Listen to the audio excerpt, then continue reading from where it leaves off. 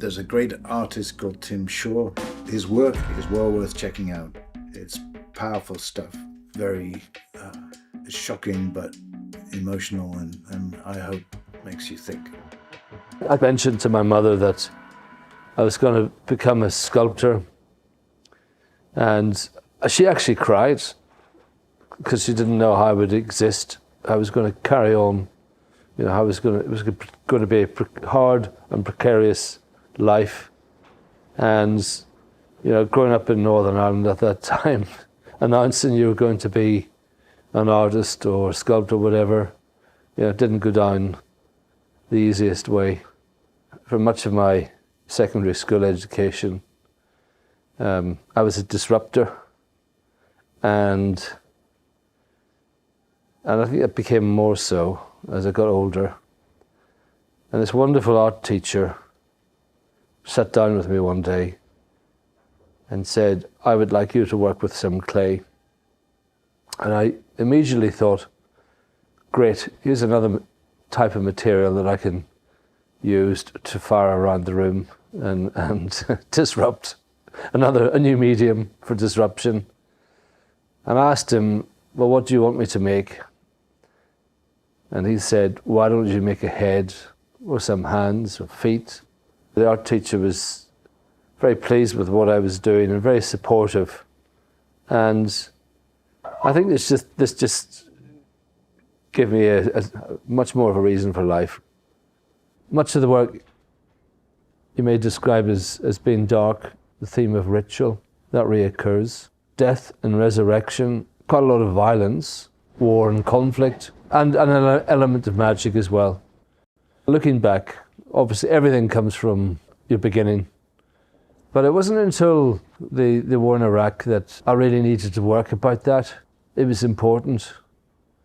And that kind of opened the sluice gates for much of what had happened in the past growing up, which I'd avoided ever wanting to make work about. Because I think, when you're brought up in a conflict situation, we called it the Troubles, you build a sort of a psychic protective shell around you, and so everything kind of seemed normal, but it was a strange kind of normality. And now looking back on it, some of it was actually nightmarish. I think Tim felt that maybe I'd chosen this image because, in effect, this figure was standing there and being judged and burnt in a way as maybe the result of the judgment. But I just responded to the photograph of this very strange figure that was burning.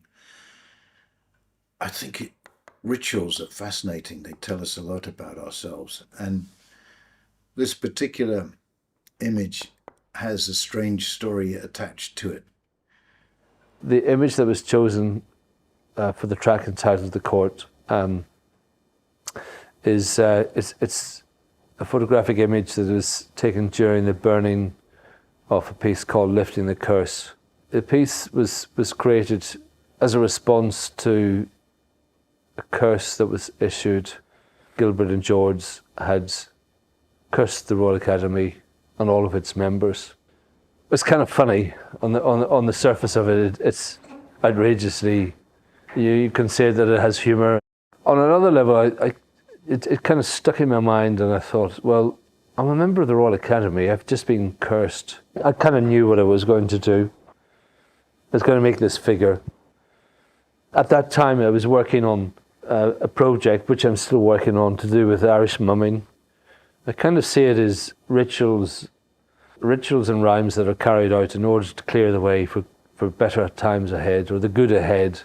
And I thought, well, it's no good just making a piece that's called "Lifting the Curse." It has to actually do the duty of lifting the curse.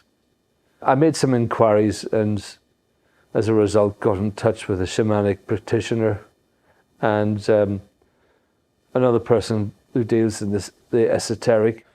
It was decided that I needed to fill the insides of it with absorbent material. There's a blanket with charcoal, and on its chest was a heart-shaped burnt piece of wood, which hung from the torso with bent nails pressed into it, and a bottle full of broken glass, and the whole lot was bound with copper wire. It was sent to the Royal Academy, and there it stood for 3 months, absorbing the curse. The piece was then delivered to a field just behind the cottage where I live. Basically, right here is where the figure stood, encircled by a 5-6 metre pyre of wood on the ground. And behind you have a church, a very old church, but even older than that. 5 steps from the door is a standing stone that is 4,000 years old. The pillar man walked around the circle incanting, and then I followed him, setting the pyre and the figure on fire. I have to say that at this point, although the curse from Gilbert and George was the reason for its making and its burning, it was important that something needed to be said about Russia's invasion in Ukraine, and so there is reference to dark forces that have gathered. When it was burnt, it was burnt right down to the frame.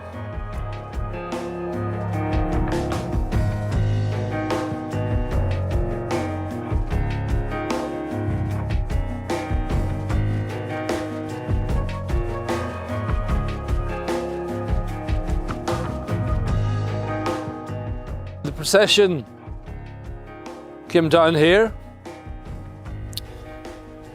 The drummers, Cunning Man, the Os, the Obios, and then we gathered, took the burnt ashes or the burnt bits of wood, and then threw them to the river, and that was it.